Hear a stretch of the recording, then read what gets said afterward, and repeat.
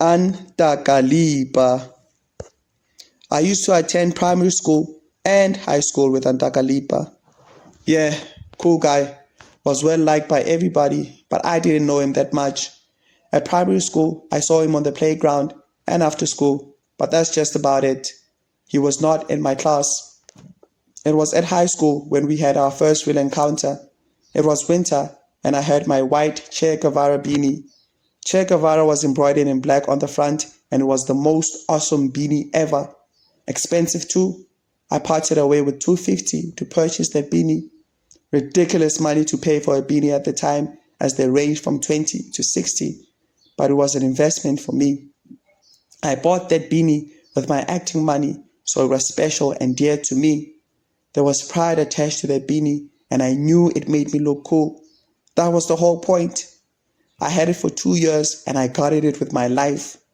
In the morning, while I was walking to school, I had it on, and he saw it and flipped. He went crazy. I was surprised. I mean, he knew who Che Guevara was.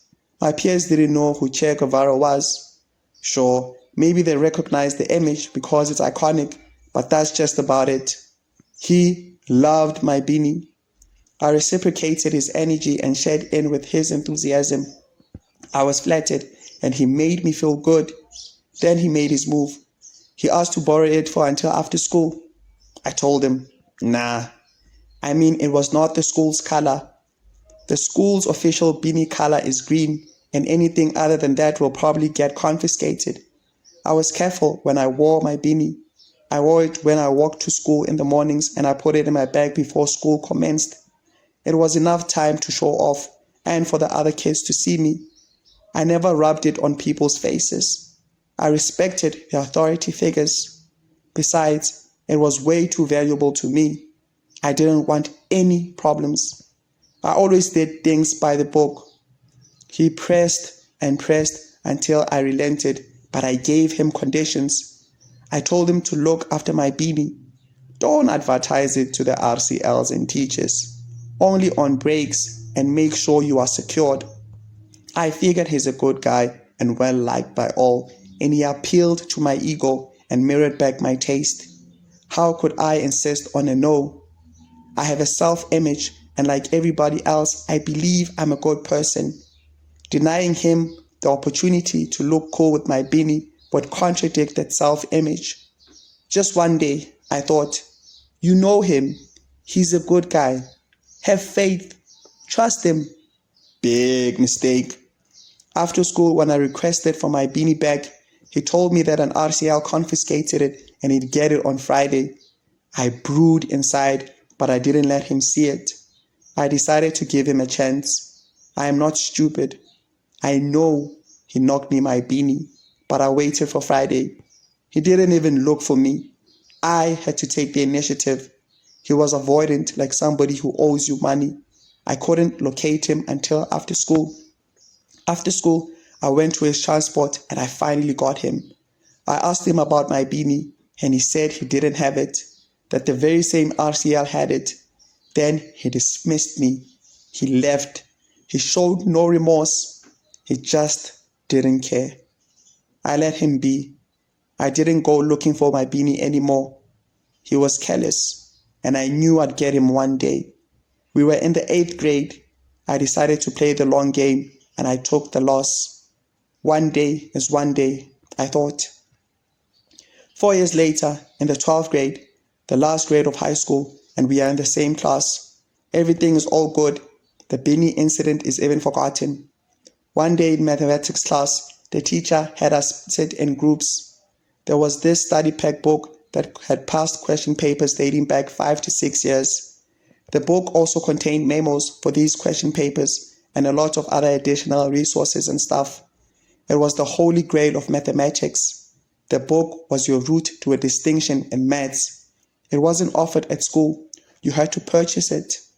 Most of the learners in class didn't have it, including myself, but he had it. At most, we had 6 in the class, so we split into groups. Along with the other gents, we rounded his book. When the bell rang for the end of the period, he rushed out to EGD class because there was a project he needed to finish. The other EGD guys also did the same. Only the computer guys were chilled. We didn't have anywhere to rush off to.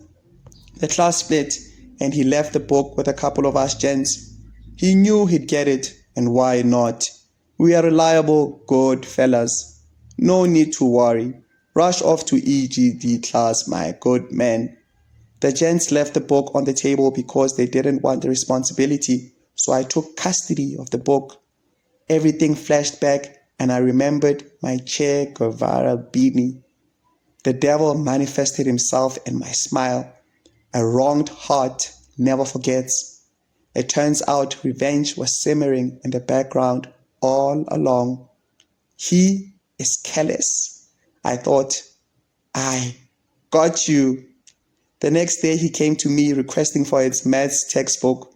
The gents told him it was with me. I replied firmly, I don't have your maths textbook. And I dismissed him and walked away. It was cold and detached. I just didn't care. A friend of mine came up to me and asked, why don't you give Antakalipa his maths textbook back? I simply replied, nah, he knows. The look on his face when I held back giving him his textbook was worth the 4 years waiting for him to slip up. My body was filled with happiness. He couldn't do anything. He knew that I had the textbook because everybody told him that I had the book, and they were right. His eyes were sad. He was pained. My whole being brimmed with satisfaction.